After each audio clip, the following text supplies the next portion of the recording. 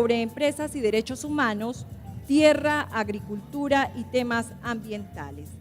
Damos la bienvenida a nuestros panelistas, Jan Huis, especialista en derechos humanos de Nestlé, Ricardo Echeverry, director regional de responsabilidad social de Nestlé Colombia, Elsa Matilde Escobar, directora ejecutiva de la Fundación Natura de Colombia, Camilo González Pozo, presidente Indepaz, de Instituto de Estudios para el Desarrollo y la Paz, Ulises Miranda Rivas, presidente Cooperativa Santo Tomás, Daira Gómez, directora ejecutiva CEGESTI.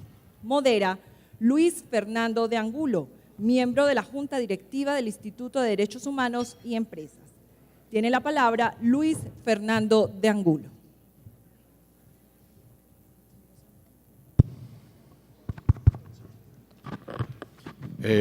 Bueno, muchas gracias, muy buenas tardes. Le agradezco mucho a los organizadores la invitación que le han hecho al Instituto de Derechos Humanos a través de mi persona para estar aquí presentes en este foro y facilitar este tema de derechos humanos y empresa en la agroindustria. Y tenemos en la coyuntura colombiana de telón de fondo una controversia social y una protesta social donde las tensiones en la agroindustria están en el orden del día y van seguramente a…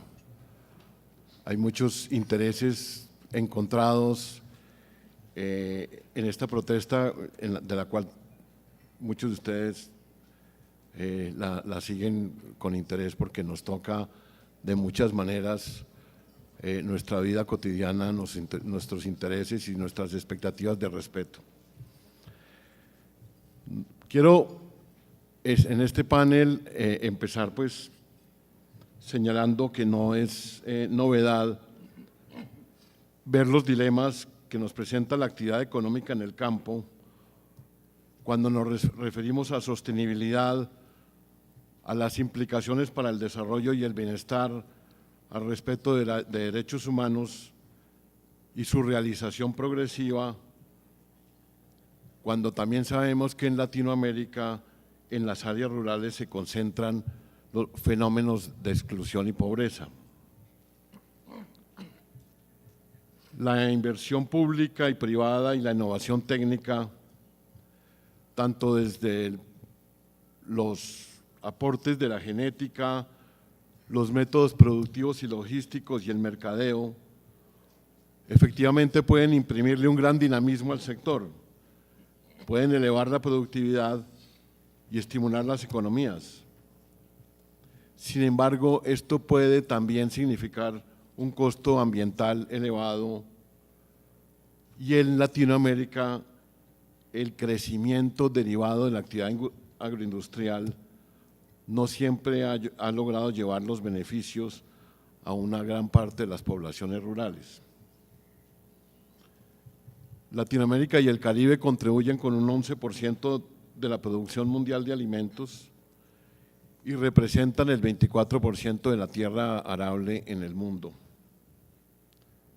Sin embargo, 2/3 partes de la población rural viven en situación de pobreza y esta se manifiesta y se reproduce por ausencia de infraestructura, de asistencia técnica, de degradación ambiental y acceso adecuado a la educación y la salud. Y en estos contrastes, pues también hay que señalar que el sector agropecuario es estratégico para asegurar seguridad alimentaria. De acuerdo con el BID, en los próximos 35 años, el sector agropecuario en Latinoamérica debe crecer 80% solamente para satisfacer necesidades de seguridad alimentaria. Esto sin tener en cuenta las necesidades de excedentes exportables que requieren las economías para crecer. Hay que asegurar la seguridad alimentaria, hay que garantizarla y también hay que hacer aportes a la economía para asegurar su crecimiento. Y se presenta el reto adicional tanto en los escenarios ambientales, sociales, económicos, institucionales, de superar la pobreza, pero con algunos retos, enfrentando algunos retos en derechos humanos. Apenas 2 ejemplos: situaciones como el uso y acceso a la tierra por parte de empresas está con frecuencia relacionada con la vida cultural de pueblos indígenas y colectividades ancestrales, con el uso de sus territorios, con la sostenibilidad de comunidades, con el arraigo de estas comunidades, con el acceso y uso a los recursos genéticos de los bosques y con la biodiversidad de estos hábitats. Estoy hablando de la tierra. Las facilidades ambientales y usos de ecosistemas en el sector agroindustrial tienen impactos potenciales sobre derechos como la salud, la seguridad alimentaria, el agua, para ilustrar apenas con 2 ejemplos que nuestros panelistas pues van a profundizar y van a mirar estos retos de distintos ángulos. Y cabe decir también que el sector agroindustrial tiene una huella amplia, porque se caracteriza por tener un gran alcance geográfico cada vez más globalizado. Esto se debe a la complejidad y amplitud de la cadena de valor. Lo que produce una empresa en un país puede impactar la salud alimentaria, la seguridad alimentaria o la salud de consumidores en otro país. Las calidades de los agroquímicos en un país impactan ecosistemas de otro. Esto se refleja también en la multiplicidad de partes interesadas o stakeholders de la agroindustria. Ellas no solamente se encuentran en el entorno inmediato de las actividades agropecuarias.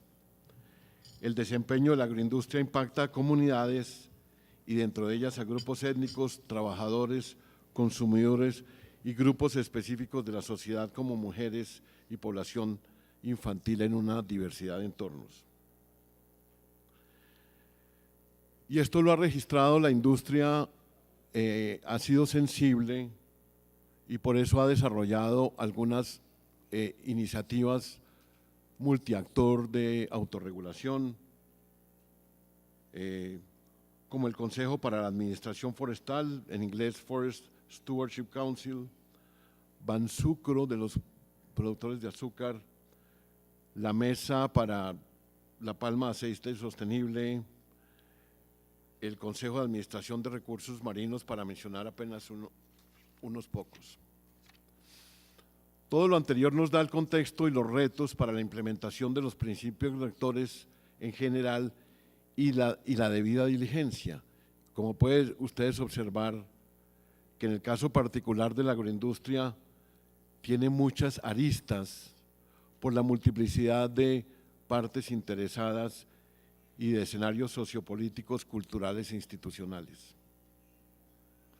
Entonces es en este sentido que este panel entra a analizar desde la perspectiva de cada uno de sus integrantes los retos de implementación de los principios rectores y la intersección con los objetivos de sostenibilidad.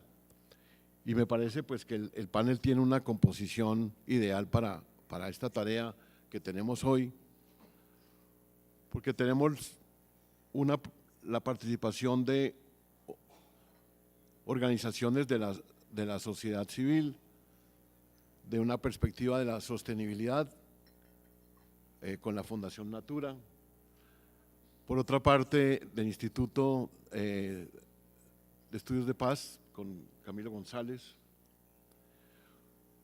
una compañía como Nestlé, enorme, con operaciones en muchísimos países, en muchísimos entornos, con muchísimas partes interesadas en sus procesos y en sus productos.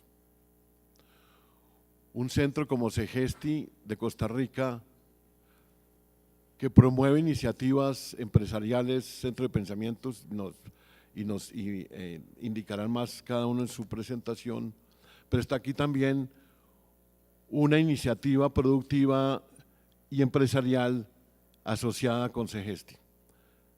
Entonces tenemos todos los niveles, una amplitud de actores, y entonces pues sin más quiero pasar ya a las preguntas y quisiera iniciar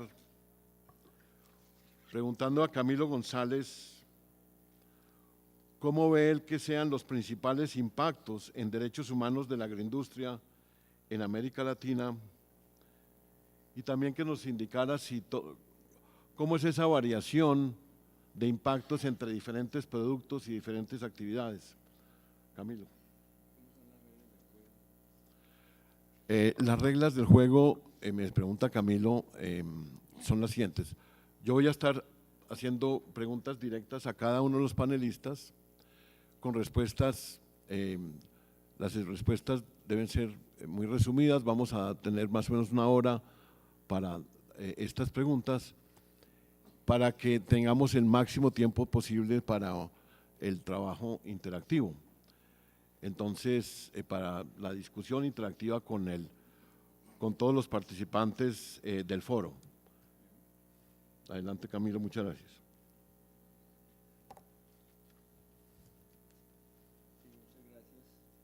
¿Tienes?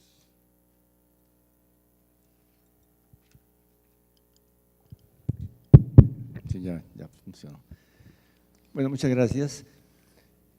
Bueno, en primer lugar, cuando se habla de impactos de la agroindustria, parece haber un sobreentendido de que hablamos de las grandes agroindustrias. Y creo que hay que comenzar por hacer una distinción. En este sentido, yo creo que es importante hablar de la agroindustria de monocultivos a gran escala y también de la agroindustria de pequeños y medianos productores.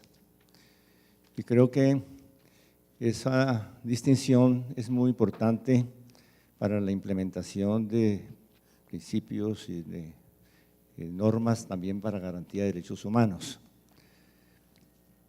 La distinción lleva, creo que un primer elemento que yo quiero subrayar tiene que ver con las políticas.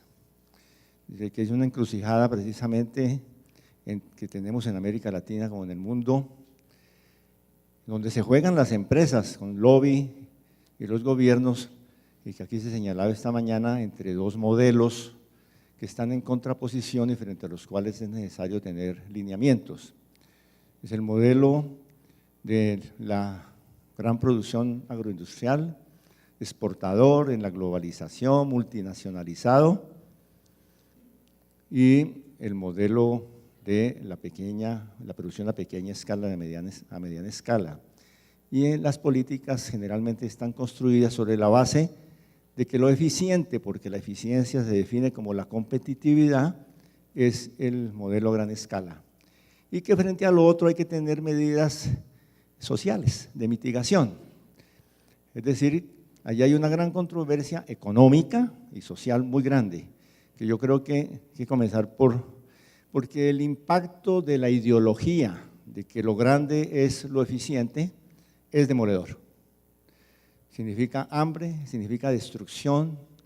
No solamente son 2.000 millones de campesinos, de pequeños productores en el mundo, sino que en Latinoamérica está este dilema y cada política monitoreada por grandes empresas o por estados con la ideología de que es la gran industria, lo eficiente y lo competitivo, significa más hambre y más crisis alimentaria, mayores problemas de violencia y mayores problemas de tenencia de la tierra. En segundo lugar, menciono el tema que está asociado a lo anterior y que se relaciona con el acaparamiento, con la gobernabilidad de la tenencia y de los temas de concentración y acaparamiento de tierras. En Colombia, por ejemplo, se establece por ley que la concentración y el acaparamiento de tierras es algo que conduce en ciertos límites a efectos perversos. Sin embargo, las la flexibilización de las legislaciones, todas las presiones, incluso desde el Banco Mundial, van en la dinámica de facilitar la concentración.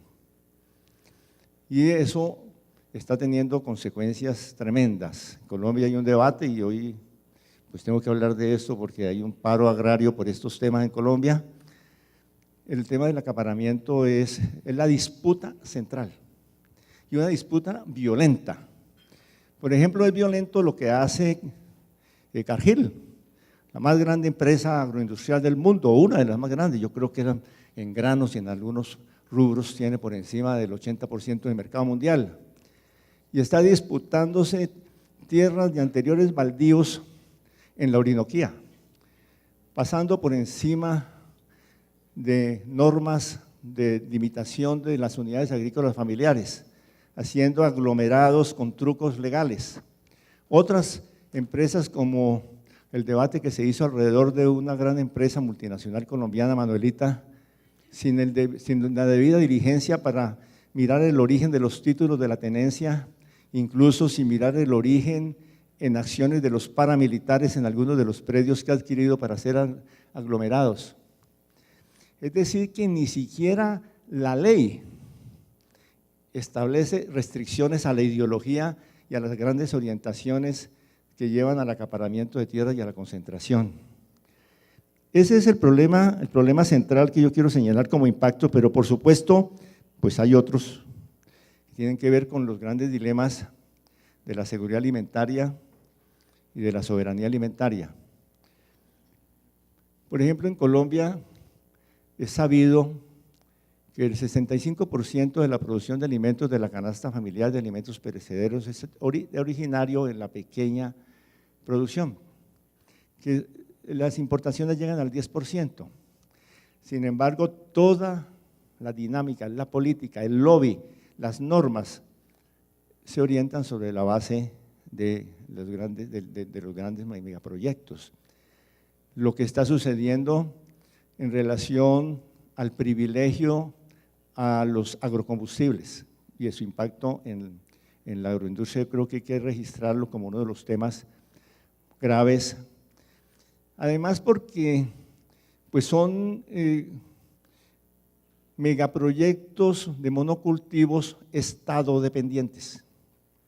Son estado-adictos, necesitan del subsidio de sustentación de precios, de cantidades de normas crediticias, de muchísimos elementos de política pública para ser racionales. No resisten la competencia internacional y sin embargo se toman como el punto de referencia de las políticas. Y finalmente, para indicar sobre esta problemática de impactos, porque yo creo que hay que mencionar el marco general en el cual esto se desarrolla como acuerdos globales, el impacto de los tratados de libre comercio que están en la base de crisis muy serias de lo que está sucediendo con la agricultura en países como en Colombia. Y pues yo debería decir que hay algunos principios rectores que requieren en esto afinamiento. La debida diligencia debe completarse con el principio de la no complicidad. Me parece muy importante recuperar ese enunciado, por más de que haya sido un enunciado en el Pacto Global, en las diferentes modalidades de la no complicidad, frente a la complicidad directa o la complicidad por beneficio o la complicidad silenciosa, esos enunciados, yo creo que es importante recuperar la no complicidad, porque es una manera de regular muchísimo lo que sucede en materia de derechos humanos. Y de esa misma manera, el ir más allá de la idea de que las empresas privadas, estatales, pequeñas, grandes, en materia de derechos humanos, centran o casi que agotan su papel en el respeto a los derechos humanos. En la medida en que hay que pasar a que también hay un dominio en la garantía de los derechos humanos, en la garantía del derecho a la tierra, al acceso democrático al agua, en estas cosas que son conexas con el problema de la agroindustria, allí hay en el dominio de la garantía de derechos un terreno mucho más fértil que si nos limitamos solo al respeto de los derechos humanos. Gracias. Muchas gracias, Camilo. Voy a pedirle a Elsa Matilde ahora que nos cuente cómo son las actividades que adelanta la Fundación Natura, cómo es el trabajo en sostenibilidad y cómo ve su actividad conectada con la agenda de derechos humanos. Muchas gracias, Luis Fernando. Quería comenzar también por agradecer a los organizadores de este foro, porque generalmente no se relacionan los derechos humanos con el medio ambiente y están íntimamente ligados. Desde Estocolmo, desde la primera reunión de medio ambiente de las Naciones Unidas en Estocolmo, se empezó a vislumbrar esa relación. Cada vez es más fuerte, pero muy pocas veces nos sentamos las organizaciones de derechos humanos y de medio ambiente a trabajar este tema. La Fundación es una organización que tiene como su misión la conservación y uso sostenible de la biodiversidad para el desarrollo humano sostenible. Para cumplir esta misión hay que trabajar con todos, absolutamente todos los sectores. Nosotros estamos muy enfocados a trabajar con las comunidades, con la gobernanza de las comunidades en el manejo de sus recursos naturales. El 30% de los bosques de Colombia y el 30% está o es propiedad de las comunidades indígenas y de las comunidades afrodescendientes, y esa es una de las áreas de mayor trabajo de nosotros con las comunidades para que ellas, que son las dueñas de sus recursos naturales, hagan un uso sostenible de las mismas, pero además apoyen sus iniciativas para poder generar ingresos y tener una vida digna, una vida más digna. Entonces, trabajamos en ese apoyo a las comunidades para el manejo de sus recursos naturales, para apoyamos iniciativas que tengan que ver con el uso sostenible de la biodiversidad, pero que les permita generar ingresos. Voy a hablar muy rápido de 3 o 4 iniciativas porque realmente en la Fundación tenemos 60 proyectos que tienen que ver con esto. Y tenemos una parte muy importante que es la que ya entramos directamente en el tema, y es lo de el apoyo a las buenas prácticas de producción, y eso significa también la producción agropecuaria. Nosotros estamos convencidos de que para mitigar un poco todas esas consecuencias o ese diagnóstico tan interesante que hizo Camilo, tenemos que mirar una alternativa muy diferente a lo que entendemos ahora por desarrollo rural. Tenemos que pensar de un desarrollo rural donde se agreguen muchísimos valores, un desarrollo rural mucho más integrado, un desarrollo rural sostenible, pero realmente no es solo la palabra que a veces se vuelve un cliché lo de sostenibilidad, es realmente trabajar por el mejoramiento de la calidad de vida de los productores, abriendo mercados, diferenciando los productos, creando capacidades locales, creando esas capacidades locales que puedan dejar a un lado las dependencias, los subsidios. Valga la pena decir que todo esto que estamos viviendo en este momento en Colombia, debería el país hacer una reflexión de cuál es nuestro modelo de desarrollo rural, qué es lo que estamos haciendo, sin simplemente entregar subsidios, sin realmente plantear de modelos de desarrollo rural sostenible es la solución. Tenemos también un trabajo que tiene que ver muchísimo con la vida, porque todo nuestro trabajo tiene que ver con la vida. Toda la biodiversidad, los bosques, el medio ambiente, la naturaleza, los recursos naturales hablan de vida, y la vida es la base fundamental de los derechos humanos.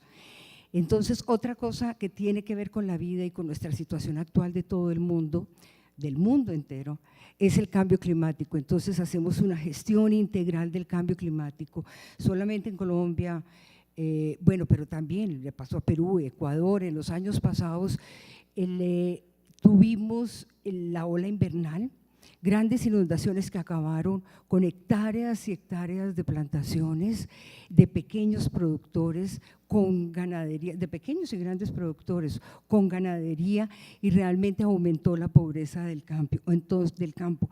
Entonces hacemos un manejo muy integrada de lo que significa el cambio climático, buscando medidas de mitigación, buscando medidas de compensación, haciendo restauración ecológica, porque estamos, cuando hablamos de todo lo que nombraba Luis Fernando, de esta relación de los derechos humanos con los impactos que tenemos de la degradación ambiental. Estamos hablando en Colombia de una deforestación de 336.000 hectáreas al año, lo que lleva, no es porque los bosques sean bonitos o no, sino porque lleva a la pérdida de los servicios ambientales que significan agua, aire, suelo y vida. Muchas gracias, Elsa Matilde. Voy a pedirle ahora, vamos a cambiar un poco del escenario a uno muy concreto, muy real, de la cooperativa de don Ulises, la cooperativa Santo Tomás, que la preside Ulises Miranda, que está aquí con nosotros. Y a mí me gusta la manera como el grupo de trabajo diseñó este panel, porque estamos mirando todas las aristas de la realidad. ¿Cuál es el negocio de la cooperativa, Ulises? ¿Cuál es el tamaño de ustedes? ¿Dónde venden sus productos? ¿Y cómo se conectan con esto que se ha estado mencionando acá? Vamos a profundizar más en las otras preguntas, pero muy brevemente cuéntenos esto. Bueno, mi nombre es Ulises Miranda, nicaragüense, y nadie más que yo muy agradecido del comité organizador por este foro que me está instruyendo muchísimo. Vengo de un país que prácticamente lucha por la supervivencia en gran parte de su territorio. Nosotros somos una cooperativa, yo soy el presidente del comité de administración, que es el órgano de gobierno delegado por la Asamblea General. Somos una cooperativa con 123 miembros asociados. Le damos servicios también a 363 productores no asociados muy pequeños, y nos sentimos como una hormiguita cuando oímos hablar de las transnacionales, porque tenemos apenas 80 trabajadores. Pero la verdad que aquí se oye poquito, pero en nuestra patria es muy grande. Somos una organización dedicada a tratar de resolver la problemática que enfrentan los ganaderos productores de leche. Nacimos en 1982, pero por razones políticas y de la guerra que casi todos ustedes deben de conocer, nos dieron personería jurídica hasta 1992 con la pasada de la guerra y el regreso de la paz a Nicaragua. Nuestra actividad principal es acopiar la leche que los productores de esa región producen. Estamos en una región en el centro-sur de nuestra patria, fundamentalmente, eminentemente es ganadera. Entonces acopiamos la leche de todos los asociados y de productores no asociados que necesitan y quieren estar trabajando con nosotros, y la transformamos y tenemos comercio regional. Este producto exclusivamente es vendido a El Salvador, un país centroamericano con quien tenemos bastante buenas relaciones y con quien tenemos muchos años, 20 años de estar comercializando productos. Además de eso, una parte de nuestra leche la enfriamos y se la vendemos a empresas transnacionales que están instaladas en nuestro país. Estamos ubicadas en el departamento de Chontales, y realmente pues pienso que todo lo que aprenden en este foro pues nos va a servir para ayudar a consolidar nuestra empresa, no solo en lo económico, porque no nació fundamentalmente para generar dividendos, sino para generar servicio a los asociados y no asociados que demanden de nuestra empresa cooperativa. Bueno, muchas gracias. Voy a preguntarle a Daira, ¿cómo es Segesti qué actividades conduce y qué relación tiene con la cooperativa Santo Tomás.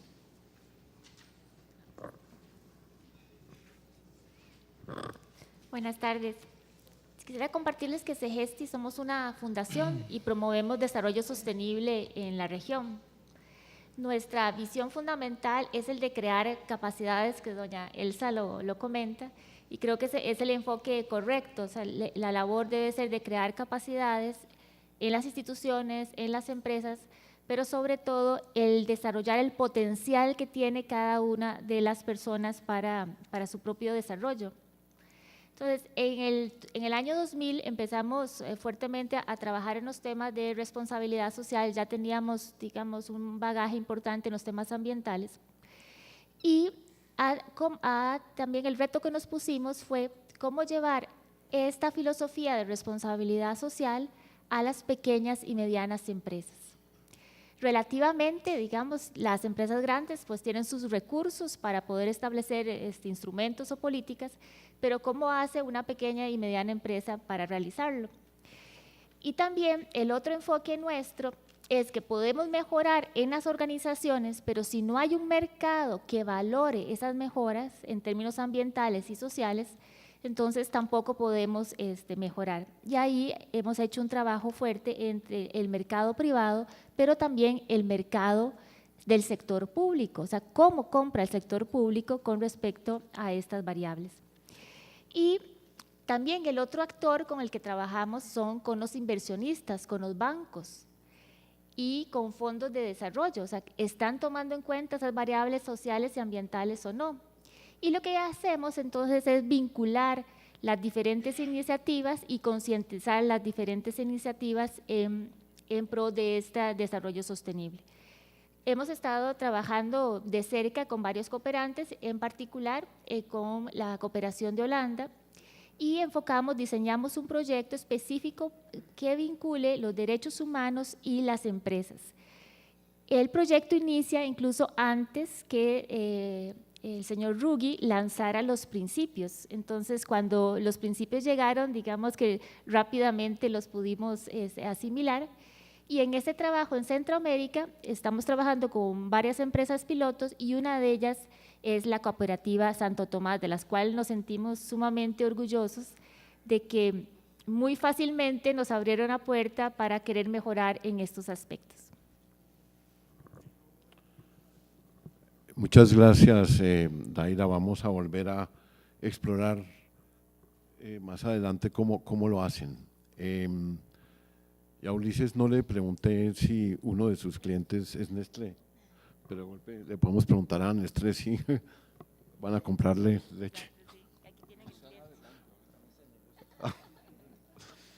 Entonces vamos a movernos de escala a Nestlé.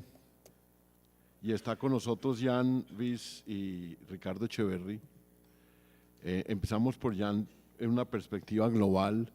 Nestlé es una de las compañías más grandes de alimentos y bebidas en el mundo, con más de 160,000 proveedores agrícolas. Quisiera preguntarte, Jan, ¿cómo están introduciendo los principios rectores en el sistema de gestión en la sede central? ¿Y cuáles han sido los retos principales para lograrlo? Yes, thank you very much, Luis. Gracias, Luis. Como usted dijo, voy a hablar en esta intervención sobre los principios rectores y ver qué ha cambiado en una compañía como Nestlé y tratar de explicar cómo cuestiones como la tierra, el impacto ambiental o el acceso al agua están siendo manejadas respecto al programa. Sí, Nestlé es una compañía muy grande, con más de 400 fábricas y compañías, 40,000 trabajadores.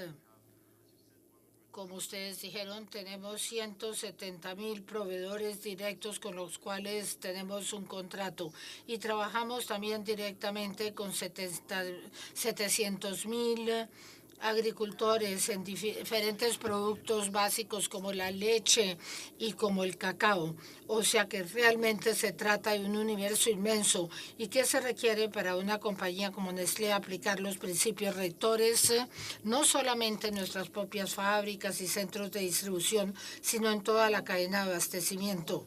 Empezamos las actividades en materia de derechos humanos en el 2002 con el Instituto Danés, que está presente en esta sala, y empezamos haciendo lo que nosotros en aquel entonces llamábamos un análisis de la brecha en derechos humanos, y aquí identificamos las diferentes brechas. Las políticas son importantes, aún para una compañía tan grande es conveniente tener la política conveniente en su lugar. Lo que el estudio demostró era que no teníamos ninguna política, pero que también había vacíos en otras dimensiones, utilización de tierra y otros. En el 2010 empezamos a integrar los derechos humanos en los diferentes principios corporativos. Había 10 y el principio 4 ahora tiene que ver con derechos humanos en las actividades comerciales nuestras. Nuevamente, en nuestras propias instalaciones y tratando de que se extendieran a la cadena de abastecimiento. Para todos se volvió más claro, pero especialmente para nosotros como empresa, las expectativas que había y que era lo que supuestamente debíamos estar haciendo. Y fue en ese momento cuando yo me incorporé a la compañía hace 2 años y medio, mi papel siendo el tratar de preparar una estrategia que tuviera que ver con los derechos humanos. Es bueno tener una política. Cosa diferente es que se haga sentir en un contexto como el nuestro. Ya hemos dicho lo que se ha hecho desde el punto de vista de desarrollo de política. Queríamos garantizar que las políticas y procedimientos realmente coincidieran con cuestiones de derechos humanos que tienen importancia. Lo que se ha mencionado aquí, que son cuestiones que tienen importancia para nuestra actividad. El segundo pilar es el compromiso. Es muy importante. Nosotros nos cercioramos que el programa que estemos desarrollando esté de acuerdo con los principios rectores. Tenemos noción de la importancia de lograr a las ONGs, a los sindicatos y a otras organizaciones internacionales para que vean que vayamos por el buen camino. Y para todos los que estamos familiarizados con los principios rectores, esto de todas maneras significa un cambio para la compañía, para las ONGs, porque tienen que saber qué pueden esperar de nosotros y de otras compañías asociadas a la nuestra. Igualmente formamos a nuestros trabajadores y esto ha sido el pilar 3 del programa. Básicamente hay 2 más. Hay 2 niveles de formación. La primera es una formación básica para todos los trabajadores, los muchísimos trabajadores que deben entender exactamente qué son los derechos humanos, qué importancia tienen que ver para las empresas y para nuestras propias actividades. Es un entrenamiento en línea básico como una herramienta de aprendizaje. Hasta ahora hemos formado aproximadamente 50,000, pero también hay un entrenamiento especial para los agrónomos sobre cuestiones como el trabajo infantil, el trabajo esclavo. Tenemos una red de muchos agrónomos en el mundo entero que son aquellos que están en contacto diariamente con los agricultores. Su papel es asesorar a los agricultores y campesinos sobre las políticas de la empresa y queremos ampliar esa actividad, agregarle una parte que tiene que ver con cumplimiento, por ejemplo, para prescindir del trabajo infantil, para expandirse a otras cuestiones como pueden ser acceso al agua, la tenencia de la tierra, etcétera. Evaluación de riesgo. Es una evaluación de riesgo en derechos humanos. Hemos identificado 43 riesgos que tienen importancia en nuestro caso y lo que hacemos es que evaluamos cuáles son los riesgos a diferentes niveles en nuestras propias instalaciones, en las fábricas de Nestlé, pero también en los abastecedores con los cuales tenemos un contrato, con las comunidades locales, con todos aquellos que tienen algún contacto con nosotros. Identificamos el riesgo alto y los planes de acciones se ponen en práctica no solamente en las sedes, sino en el mercado. El quinto pilar tiene que ver es evaluar el impacto, y ese es el más importante. En los países se hace una evaluación. La evaluación de riesgo es una buena indicación para saber cuáles son los riesgos para nuestra actividad, desde el punto de vista jurídico, desde el punto de vista de nuestra propia reputación. La de impacto es qué impacto tenemos sobre los demás. Empezamos la primera evaluación de impacto en Colombia en el 2009 y lo hemos hecho 6 más hasta ahora. Y también tenemos un grupo de trabajo y asociación muy cercana con la Asociación de Derechos Humanos danesa y también otras sobre cuestiones como el trabajo infantil, el trabajo esclavo, y hay también ONGs locales que participan en esta labor. Termino diciendo que todo lo que nosotros hacemos como parte de este programa consiste en tratar de utilizarlo para incorporar el aprendizaje en el sistema que nosotros hemos desarrollado. Tenemos adquisiciones responsables y el aprendizaje de esta evaluación de impacto nos ha servido para fortalecer el sistema que tenemos. Y por último, informamos sobre nuestro desempeño.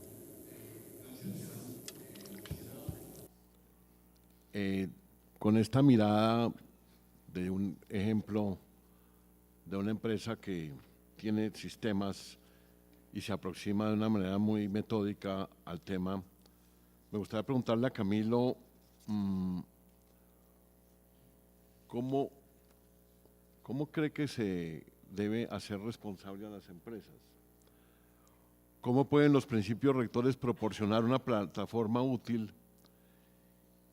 ¿Y cuál cree que son como los principales impulsores o drivers de la buena conducta corporativa en este sector? Tengo que pedirle a todos nuestros compañeros de panel ser breves en la respuesta para que podamos tener tiempo con esta comunidad hoy. Bueno, yo pienso que las empresas, las grandes empresas que han tenido sobre esto una tradición, están haciendo un ajuste de lenguajes entre lo que ha sido toda una orientación de responsabilidad social empresarial o de sostenibilidad a incorporar como una matriz en su relacionamiento una perspectiva de derechos humanos. Entonces, una primera cuestión que creo yo que hay que hacer es como identificar cuál es la novedad. ¿Cuál es la novedad de tener como elemento integrador o como un elemento transversal, como se dice, a todo tipo de la actividad de operaciones, una perspectiva de derechos humanos? Eso le da, yo creo que no es lo mismo, no es repetir lo que se manejaba como responsabilidad social empresarial, sino que establece, yo creo que un orden distinto. Y los indicadores, la forma de rendir cuentas, la manera de reorganizar la jerarquía, desde donde se orienta el conjunto de una política de derechos humanos, indica hasta qué punto se está haciendo la reingeniería. Entonces, creo que el primer elemento es un elemento de replanteamiento conceptual, si de verdad se asumen los derechos humanos como una guía. Lo segundo tiene que ver con la relación con los grupos de interés y con todos los elementos en la cadena productiva, para la construcción de la política, para el seguimiento, para el monitoreo y la ubicación de terceros en relación a lo que es la evaluación de lo que se va haciendo por parte de las empresas. Yo creo que serían como algunos elementos. Ahora, nosotros tenemos una experiencia particular en relación a la RCPO que nos indica que la existencia de instancias internacionales multiactores independientes, con criterios bastante fuertes para la certificación, contribuyen muchísimo a confrontar la realidad de las prácticas de las empresas con los principios o con los mecanismos de garantía de aplicación de esos principios. Gracias, Camilo. Quisiera pedirle a Ricardo que nos explicara cómo el análisis de riesgos en derechos humanos que globalmente impulsa Nestlé, cómo ha sido la experiencia en Colombia en la identificación de impactos potenciales negativos. De una manera muy breve, vamos a terminar esta ronda de preguntas con todos. Vamos a dar abrir el piso y después, cuando nos hagan las preguntas, seguimos con los otros temas que hemos previsto. Buenas tardes, Fernando, gracias.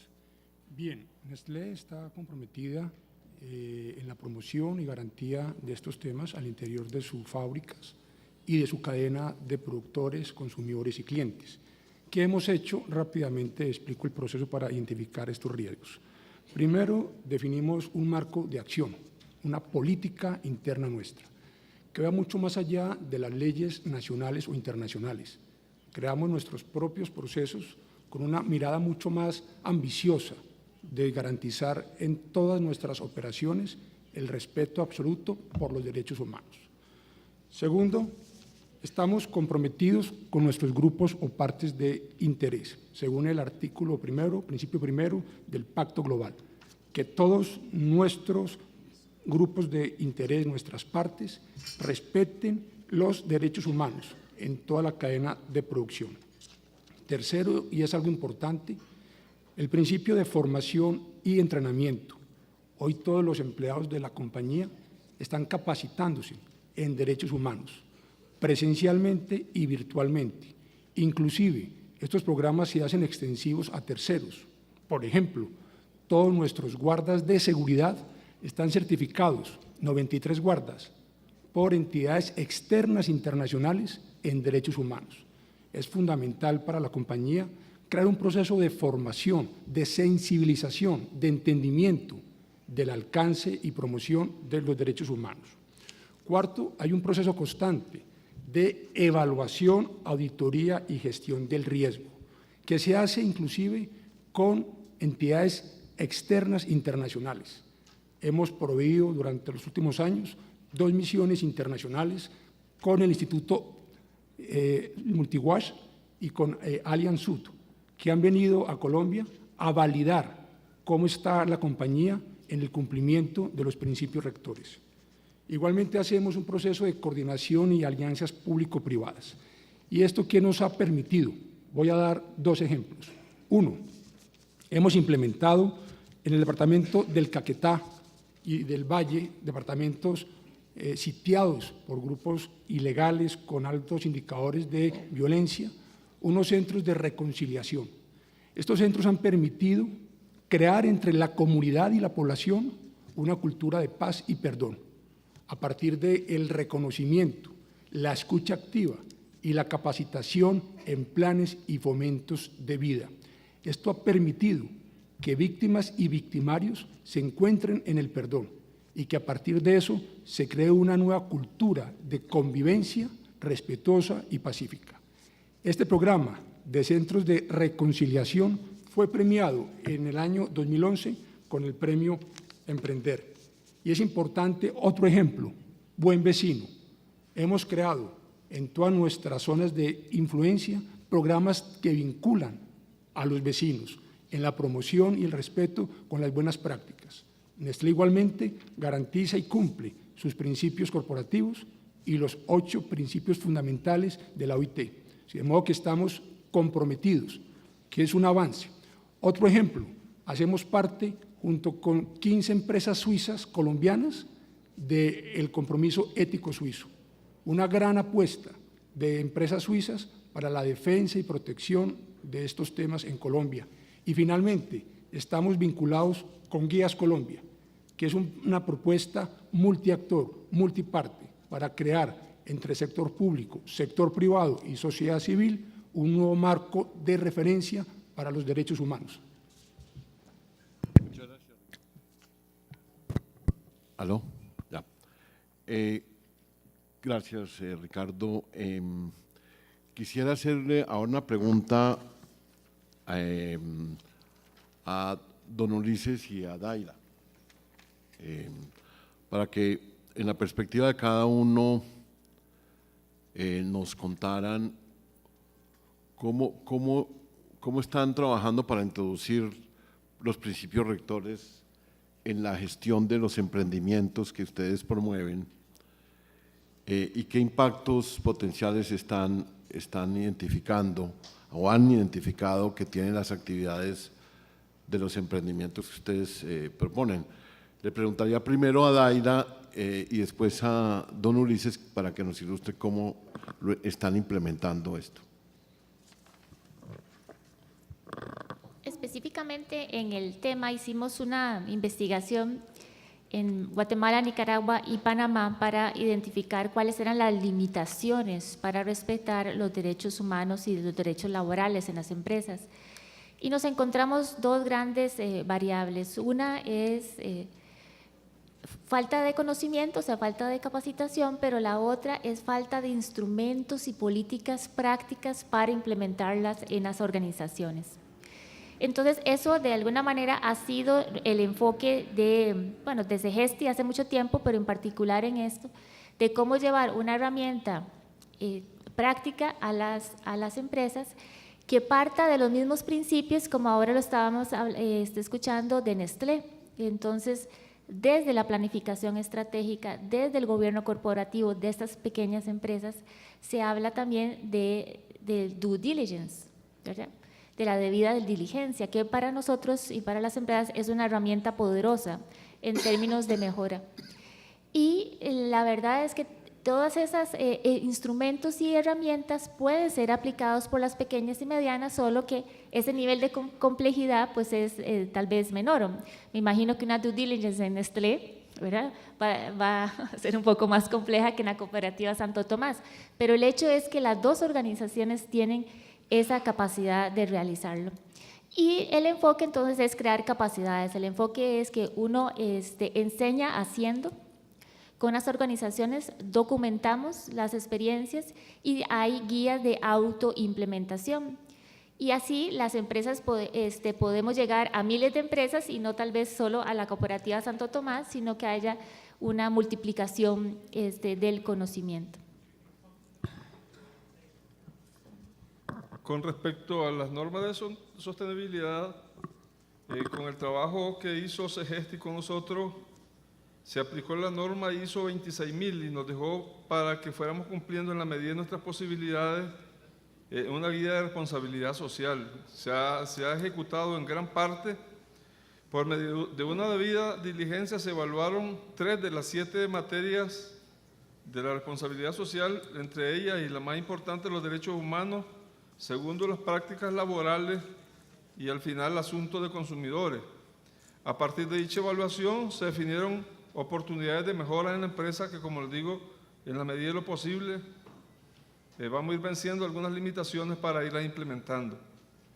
Se implementó un sistema de gestión de planificación de la responsabilidad social que nos permite darle continuidad del proyecto a través de la implementación de acciones por medio de programas de mejora en los derechos humanos, en condiciones laborales, salud y seguridad ocupacional, buenas prácticas de manufactura y bienestar animal que conlleven a impactar el objetivo del milenio de la erradicación de la pobreza. Además, se estableció una política para el cumplimiento de los principios rectores de los derechos humanos. Por parte del Consejo de Administración se aprobó y se establecieron acciones concretas para cumplir con cada uno de los principios rectores. Con respecto al primer principio, que las empresas deben apoyar y respetar la protección de los derechos humanos, proclamado en el ámbito internacional, la cooperativa desarrolló una política de derechos humanos aprobada por la Gerencia General y avalada por el Consejo de Administración. Como segundo principio, las empresas deben asegurarse de no ser cómplices en abusos de derechos humanos. Se estableció nuevamente la política de derechos humanos y se hizo cumplimiento del marco legal aplicable en los derechos humanos. En el tercer principio, la empresa debe respetar la libertad de asociación y el reconocimiento efectivo del derecho de la negociación. Se respeta el derecho de los trabajadores de formar sus propias organizaciones, aunque no se encuentran agrupados, ya que tenemos una relación muy armoniosa, muy fraterna, y todas las disputas se arreglan a nivel de gerencia y en todo caso podemos verlos nosotros del Consejo de Administración. Las empresas deben abolir el trabajo en forma efectiva del trabajo infantil. Igualmente nosotros tenemos un acuerdo como Consejo de Administración que se lo pasamos a nuestro gerente para que de ninguna manera se permita el trabajo infantil. Las empresas deben eliminar la discriminación con respecto al empleo y la ocupación. Se está haciendo el cumplimiento del marco legal aplicable en el tema de condiciones laborales, políticas de derechos humanos, procedimientos de reclutamiento y selección de personal, teniendo en cuenta que no haya discriminación.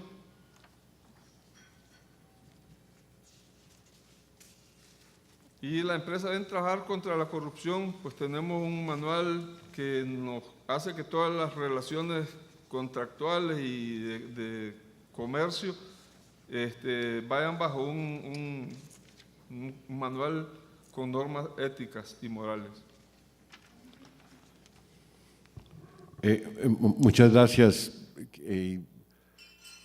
Yo creo que uno de los retos más grandes cuando se promulgaron los principios rectores era pensar cómo se iba a hacer esto en la pequeña y mediana empresa.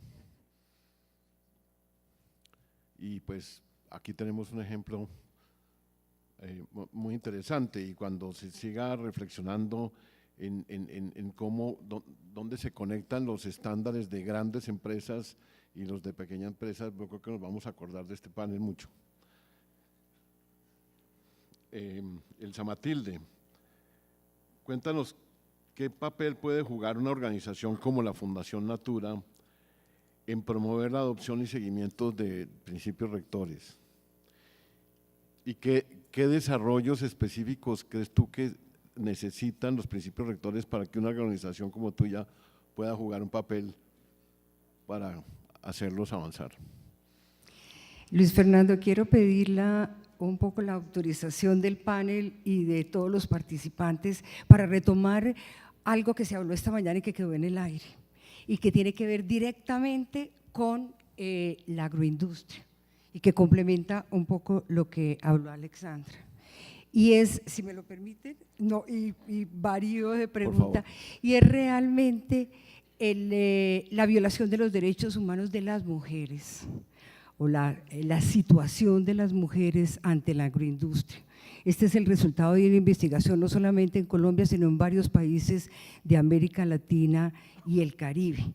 Y es un hecho que la agroindustria está creciendo en todas nuestras regiones, pero las condiciones de vida de las personas que están trabajando en ella realmente no son las mejores, dejan muchísimo que desear, y ahí las mujeres juegan un papel fundamental, porque según estudios de la CEPAL, en este momento más del 49% de los empleados en algunas de las industrias, de las agroindustrias, son mujeres.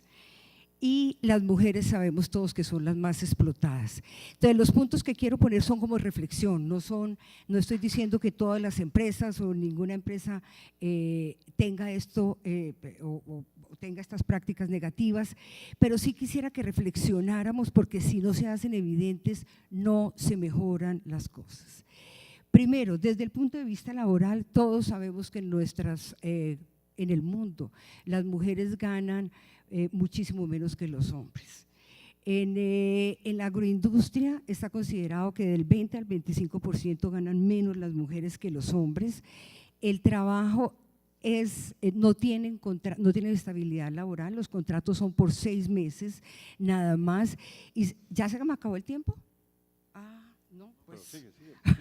Redondea la idea. Son es que son muchísimos los puntos realmente que tienen que ver con los derechos humanos.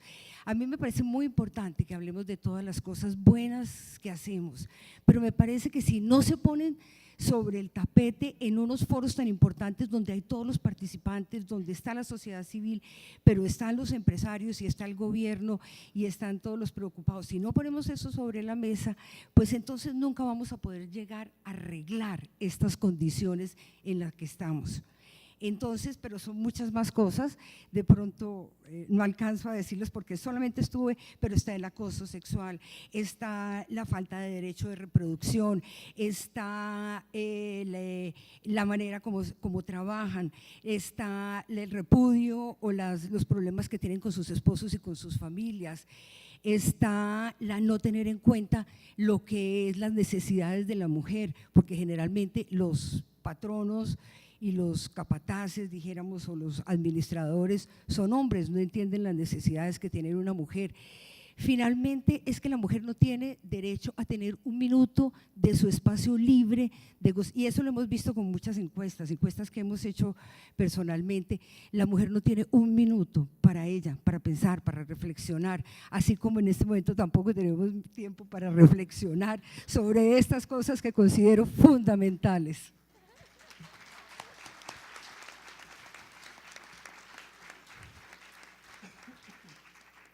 Me parece, pues tengo que hacer un reconocimiento a la importancia de conectar los temas de los paneles.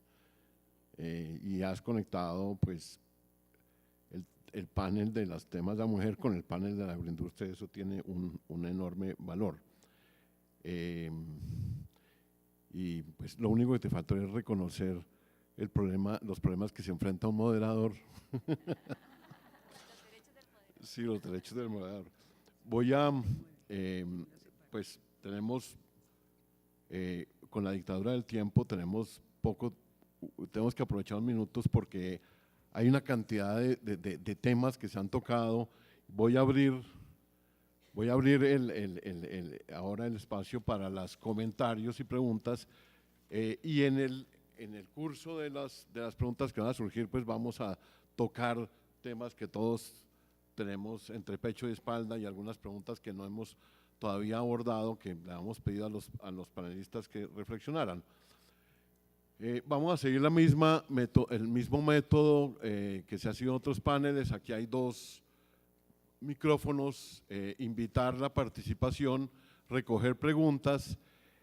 Por favor, a quienes hacen las preguntas, muy importante que las intervenciones terminen con un signo de interrogación, que sean muy cortas y que terminen con un signo de interrogación y que indiquen si van dirigidas al panel en conjunto o a alguno de los panelistas específicamente, y luego yo voy a pedirle a los panelistas que las contesten todas. Entonces vamos a empezar por acá.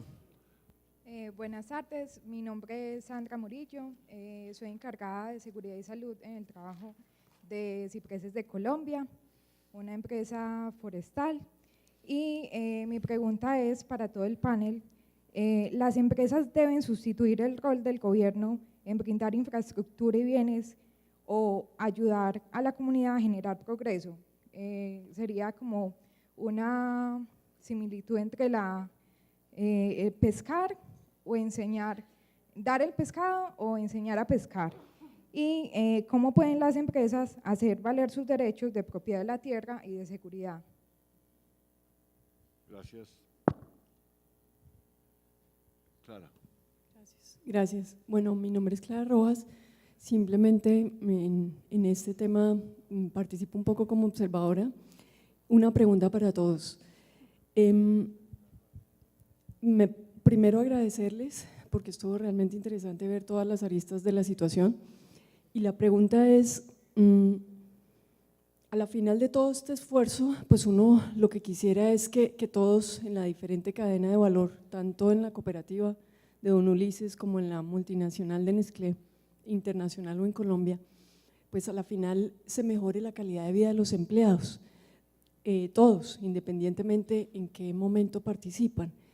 La pregunta sería, ¿ustedes ya tienen elementos de medición para poder comparar en términos de calidad de vida, de educación, de acceso a la salud y al trabajo entendiendo las asimetrías, una persona que trabaja en Nestlé o una persona que trabaje en la cooperativa de Don Ulises, porque sería muy interesante, porque a la final de cuentas estamos trabajando es por buscar equidad y lograr una mejor participación de la gente. Entonces yo creo que este ejemplo, que es bien interesante, pues nos arrojaría luces para otros sectores que a la postre evitarían en violencia y bueno, muchas gracias. Buenas tardes, muchas gracias. Mi nombre es María Jesús Pinto, defensora de derechos humanos, investigadora. Mi pregunta primero va para Camilo, y es cuando él hablaba de la importancia del pequeño campesinado. Me gustaría que abundara más en el sentido de los informes que hablan de cómo el pequeño campesinado, sobre todo si hace un cultivo diversificado y utiliza los medios naturales, es la principal garantía para el sostenimiento del mundo, ¿no? Es decir, que realmente ayuda a que lo que es en estos momentos la destrucción del planeta pues no sea tal. Por otro lado, vinculado con eso, quería hablar de Nestlé. Aunque parezca pequeño campesinado y Nestlé, ¿qué les pasa? Pues sí, están unidos. Por ejemplo, para no ir muy lejos, en el departamento de Nariño, Nestlé tiene una serie de pequeños agricultores que están produciendo café para Nespresso. A mí me parece que hablar de derechos humanos hay que ver en su conjunto, ¿no?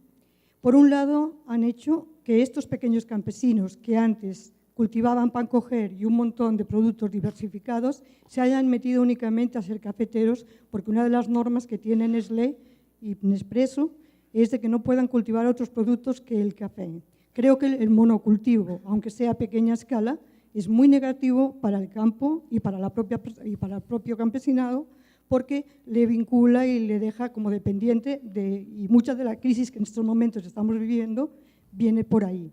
Por otro lado, les exigen… ¿Cuál es la pregunta? Perdón. Sí, la pregunta es, exigen una serie de normas a estas personas que producen café, cuando después el Nespresso, cuando llega a Europa, cuando llega a Norteamérica, va en unos envoltorios completamente antiecológicos, que no son ni destruibles que son unos residuos que no se pueden ni reciclar ni nada, se devuelve a los mercados internacionales a unos precios astronómicos, y entonces hay una disociación total entre las exigencias al campesinado y lo que después hace Nestlé con los productos del campesinado y el beneficio, superbeneficio que saca de estos productos y la falta de cumplimiento de los derechos ecológicos y humanos en el sentido como pregunta.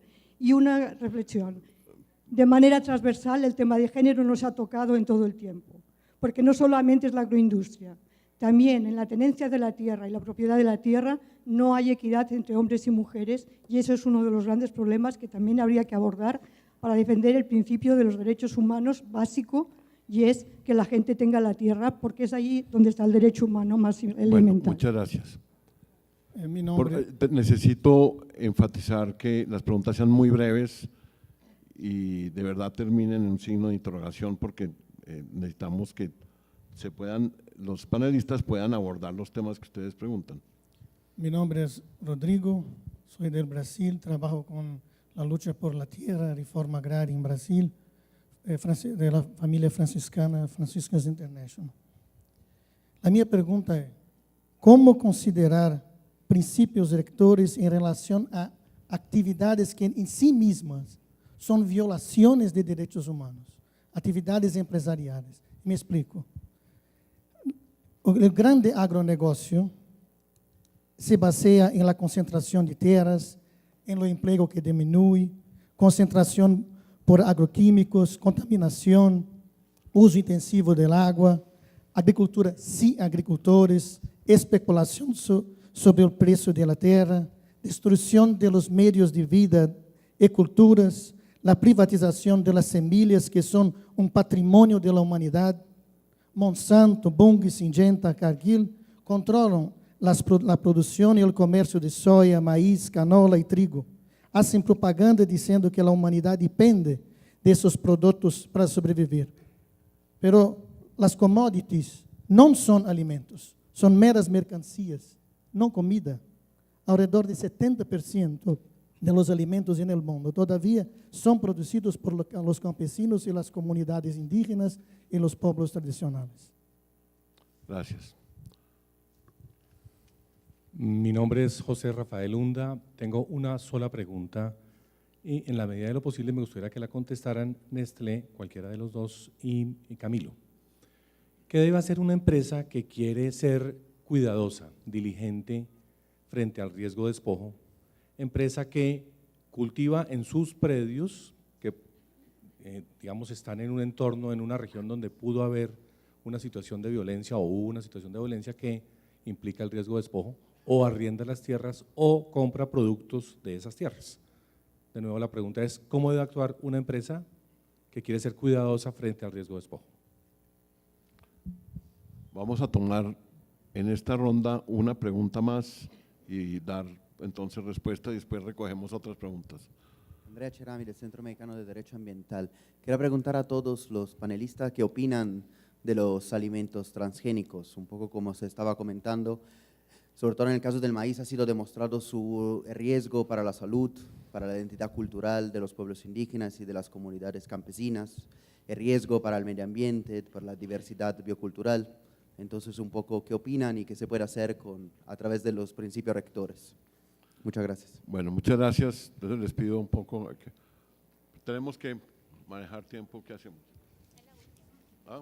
¿Hay una pregunta más? Una. No, adelante. Bueno. Gracias. Bueno, mi pregunta va dirigida a los señores Echeverry Wyss de Nestlé y es con respecto de un caso que ellos conocen, pero de pronto acá el auditorio no. Y resulta que en Suiza, donde está la casa matriz de la empresa, se interpuso una denuncia penal o criminal para los que son de afuera de Colombia por el asesinato del sindicalista Luciano Romero. Este sindicalista fue asesinado en la ciudad de Valledupar, departamento del Cesar, acá en Colombia, y esta denuncia criminal inicialmente admitida en contra de Nestlé, hace poco fue desestimada, pero no fue desestimada por una decisión de fondo en el caso en donde se hubieran mirado las pruebas, sino que se desestimó por el Poder Judicial suizo por caducidad, porque ya había pasado mucho tiempo después de la denuncia. Entonces, frente a este caso, en donde tenemos a un sindicalista del Sindicato Nacional de Trabajadores de la Industria Alimentaria que fue despedido en medio de un conflicto colectivo allá en Valledupar con Nestlé, despedido y posteriormente asesinado, ¿qué tendría por decir la empresa? Muchas gracias. Bueno, muchas gracias. Entonces, voy a darle la palabra a cada uno de los miembros del panel para que contesten primero las preguntas que fueron dirigidas a ellas y las preguntas o lo que tengan que decir a preguntas que fueron para todo el panel. Necesito dar máximo 5 minutos a cada uno de los miembros del panel para poder concluirlo. Entonces, Camilo, por favor.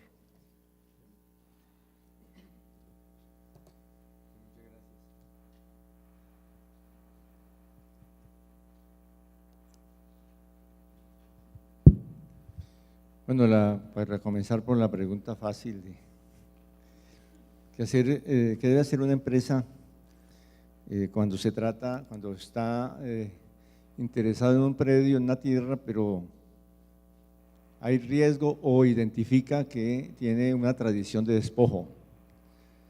Pues nosotros hemos estudiado el caso en Altillanura y también lo hemos estudiado en muchos sectores del país, en mucho en la investigación de 15 casos de empresas nacionales e internacionales en situaciones de esta naturaleza.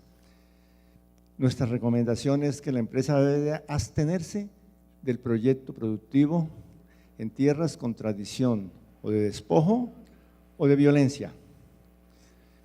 Algunos amigos aquí, solamente una aclaración, Colombia sigue en un conflicto armado. El estudio que hice para la Presidencia de la República con estadísticas de la Unidad de Tierras entregada al ministro Juan Camilo Restrepo estableció con registro oficial 8.3 millones de hectáreas a diciembre de 2010, correspondiente a 380.000 predios. Están claramente identificadas por regiones, por zonas.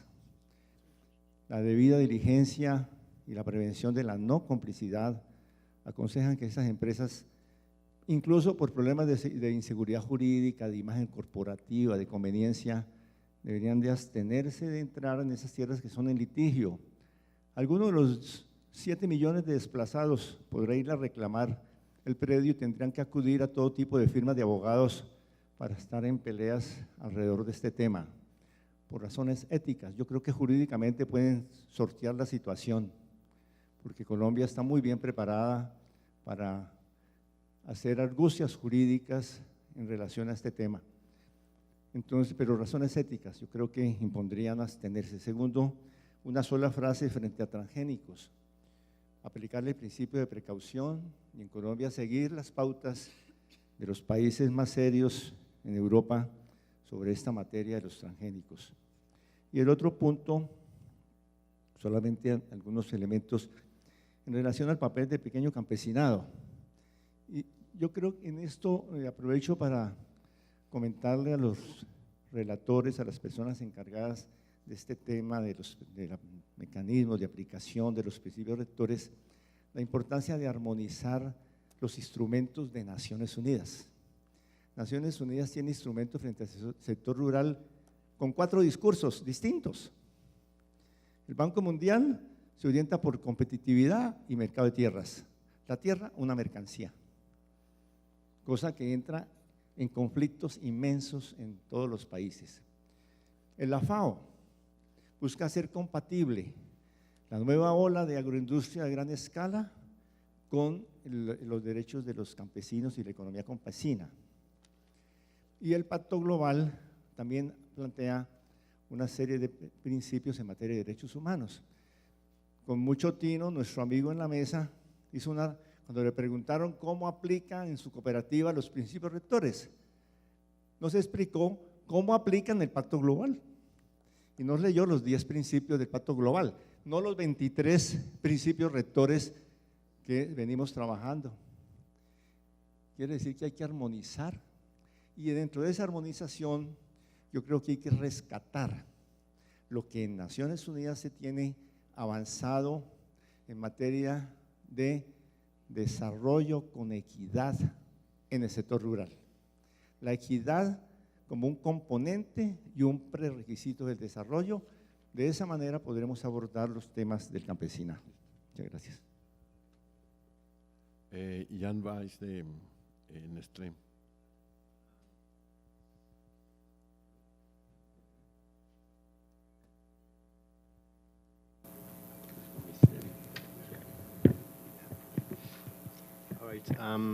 Thank you. I'm going to take the Luciano Romero case.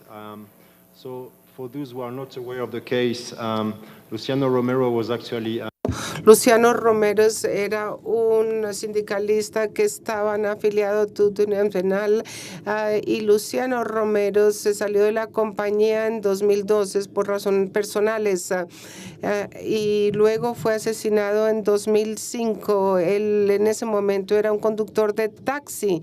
El caso fue investigado en Colombia y varias personas han sido encontrados culpables por este asesinato, pero nosotros hemos tratado de explicar esto varias veces. La persona, como usted lo dijo, pues este caso fue tratado en Colombia y en Suiza y realmente pues ya este caso se terminó. Es un caso muy complejo, pero básicamente hemos revisado las acusaciones, pero nunca hemos sido encontrados culpables de nada y se han proporcionado acciones remediales nacional e internacionalmente. Y luego voy a tomar la otra pregunta. ¿Cuál es la diferencia entre las acciones del gobierno y de las compañías? Eso es muy interesante, la manera como están manejando el asunto de los principios rectores. Por ejemplo, en algunos países, este no es un ejemplo de Latinoamérica, pero en la Costa de Marfil, por ejemplo, nosotros sabemos, o tal vez ustedes saben, que se ha lanzado un programa masivo y básicamente lo que hemos encontrado es que hemos construido colegios y esto no es solamente es algo bonito para tener, sino que es una parte del programa de acciones remediales, porque el gobierno allí o bien no tiene la disposición o tal vez no tiene la capacidad para proporcionar colegios para los niños. Entonces nosotros lo hemos hecho y eso es parte de nuestra responsabilidad, es decir, proporcionar acceso para la educación a estos niños. ¿Será que podemos hacerlo solo? No, no podemos hacerlo solos. Cuando hacemos este tipo de cosas, obviamente trabajamos con ONGs locales y también con el gobierno. Todo el mundo trabaja conjuntamente. Para Clara, nosotros contamos con unos mecanismos internos y externos que nos permiten detectar nuestros trabajadores en qué están frente al resto de la competencia, frente a otras empresas y frente a otros entornos. Y estamos siempre calificados como las 10 primeras empresas para trabajar en ellas y con mejor imagen reputacional en Colombia. Nos preocupamos sinceramente por el bienestar de todos ellos y ofrecemos beneficios y compensaciones que les permita a ellos y a sus familias mejorar en su vida y en su desarrollo personal y profesional. Para José, creemos que un buen ejercicio es el que se refiere, el que hoy estamos haciendo en Guías Colombia. Estamos trabajando en el tema de garantizar que la propiedad de los títulos sea transparente, sea legítima, sea clara, y evitar cualquier tipo de explotación en predios que tienen dudosa procedencia. Es una obligación que estamos adquiriendo muchas empresas de este país para apostarle a la paz y a la transformación. Finalmente, frente al tema del café, muchas gracias por el comentario y a todas las preguntas. Obviamente hay una discrepancia conceptual frente a lo planteado, porque Nestlé apoya a los caficultores del país. Estamos comprando al año más de 180.000 toneladas de café. Estamos promocionando y apoyando al pequeño caficultor en planes de desarrollo sostenible y ambiental. Y hay un programa que hemos implementado que se llama el 4C para ayudarle a él y a sus familias una mejor producción con observancia al medio ambiente. Todas nuestras cápsulas que se utilizan son biodegradables y en perfecta armonía con el medio ambiente. Hemos sido reconocidos por este programa de Nescafé Plan y Vida en varios departamentos como Risaralda, Armenia, Quindío, Caldas, etcétera, porque creamos equilibrio y sostenibilidad frente a nuestros procesos. Muchas gracias, Ricardo. Daira, ¿nos comentas tus respuestas a las preguntas? Me voy a dirigir a la pregunta relacionada con si enseñar a pescar o si darles el pescado. Y yo creo que en realidad todos los actores de la sociedad tenemos una responsabilidad y debemos asumirla. El Estado tiene una, los gobiernos, las comunidades, las iglesias en esas comunidades, las empresas. Y CEGESTI está enfocado en crear esas capacidades para poder asumir adecuadamente esa responsabilidad. Entonces, en la mejora por ejemplo, las condiciones de vida o las condiciones de trabajo está tanto la empresa como los ministerios de trabajo, como los ministerios de economía envueltos. Entonces, es un trabajo conjunto y la sociedad me parece que así lo debe de ver. Luego, un comentario que hicieron aquí en la mesa sobre los diferentes estándares que existen y mencionaron los de Naciones Unidas, pero en realidad existen a nivel de normas, miles de normas, ¿verdad? Y una gran preocupación de CEGESTI también ha sido, bueno, cómo yo, siendo pequeño, me doy cuenta de todas las normas y cómo lo hacemos.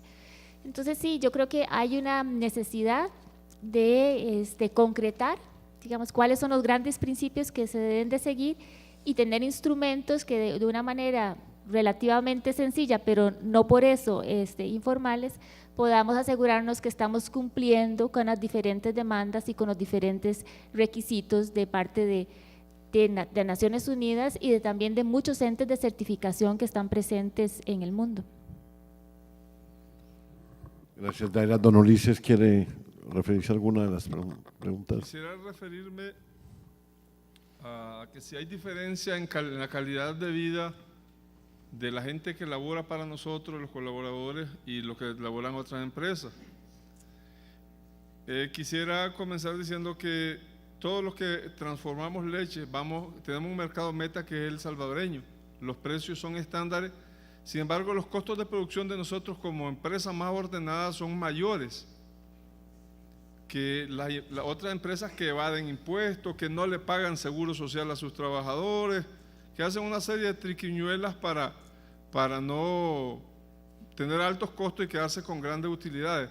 Nosotros como cooperativa en Nicaragua, en el sistema de seguridad social hay 2 seguros, uno que es de invalidez, vejez y muerte, que es el exigido. Nosotros como cooperativa le pagamos un estándar más alto a nuestros trabajadores, de tal manera que puedan tener servicios de salud como seguro social, él y su familia. Desgraciadamente, pues esto es un gasto casi inoficioso, porque en algunos de los casos que los chavalos no enferman le dan acetaminofén o aspirina, tal vez por infecciones fuertes, y tenemos que agarrarlos nosotros para que no se nos mueran y llevarlos a médicos particulares para atenderles la medicina. Desgraciadamente el Seguro Social pues no responde a esa categoría que tenemos para nuestros trabajadores. Como les decía, el hecho de que el mercado meta sea el mismo y que mucha gente de otras empresas, sean nacionales o extranjeras, no pagan impuestos, o incluso es increíble que en Nicaragua nosotros estemos muy controlados como empresa procesadora y exportadora, y cuando llega una transnacional o una empresa de otro país tiene 10 años de exención de impuestos. Entonces prácticamente, aunque tengamos voluntad, muchas ganas de darles mejores prebendas, mejores beneficios a nuestros colaboradores, se nos hace difícil, porque los que tienen la ventaja competitiva prácticamente son los extranjeros. Muchas gracias, Ulises. Yo quiero aquí tomar esta última intervención para algo que posiblemente el grupo de trabajo ya está mirando, y es el problema de los free riders. En economía se llaman los gorrones, y es el costo en que pueden incurrir empresas, que el costo por ser responsables se traduzcan en desventajas competitivas, y seguramente el pilar Estado debe mirar esto. Pero me parece que el ejemplo que trae don Ulises es excelente como una lección. Esa Matilde, tienes el honor de ser la última comentarista y cerrar nuestro… Tengo 25 minutos, no, mentiras, no. molestando. En la primera pregunta acerca de la creación de capacidades es fundamental. O sea, estamos acostumbrados a que muchas de las empresas llegan, hacen proyecticos o proyectos inclusive grandes, pero no crean la capacidad. Y necesitamos, o sea, la creación de capacidades en las comunidades para que ellas sean rectoras de su destino y de su futuro. Si no hacemos eso, siempre estaremos haciendo proyecticos y nunca creando las capacidades necesarias locales. En cuanto a la comparación, nosotros sí tenemos comparaciones que se pueden hacer desde una producción sostenible y una producción no sostenible. La producción sostenible, o sea, que tiene que ver con la parte ambiental, social, económica, marca diferencias sustantivas, y hay estudios con datos hechos. En cuanto a la tenencia de la tierra, es que como no tuve tiempo, pero ese es la peor impacto sobre las mujeres es que no tienen derecho a la tierra, no son propietarias, no tienen derecho al crédito, no tienen, entonces se ven el 40, creo, más del 40% de las mujeres colombianas son cabezas de familia, entonces se ven abocadas a simplemente contratarse como jornaleras y someterse a todas las cosas que hablamos y de las que nos faltaron por hablar. En cuanto a los transgénicos, se imagina que nosotros como Organización de Conservación de la Biodiversidad no estamos de acuerdo, el principio de precaución no se aplica, estamos entrando simplemente todos los alimentos transgénicos, pero con las consecuencias que eso tiene sobre la seguridad y la soberanía alimentaria. Pero miren la cosa más increíble, el gobierno colombiano acaba de sacar un decreto o ley o algo, a mí se me confunden todas esas partes jurídicas, en que penaliza el intercambio de semillas. O sea, ahí simplemente le está diciendo a las organizaciones multinacionales, ustedes son las únicas que tienen el derecho a tener las semillas. Y por último, un tema que también lo dejo aquí como para discusión, pero que no se abordó durante todo el tiempo, y es el desplazamiento. El desplazamiento exactamente viola todos los derechos humanos, todos. Y en un país que tenemos 3, 4 millones de desplazados, es un tema que se debe abordar. Muchas gracias, Elsa Matilde. Quiero darle un agradecimiento muy especial a los panelistas que nos han acompañado, que se han preparado para esto, a ustedes por sus preguntas.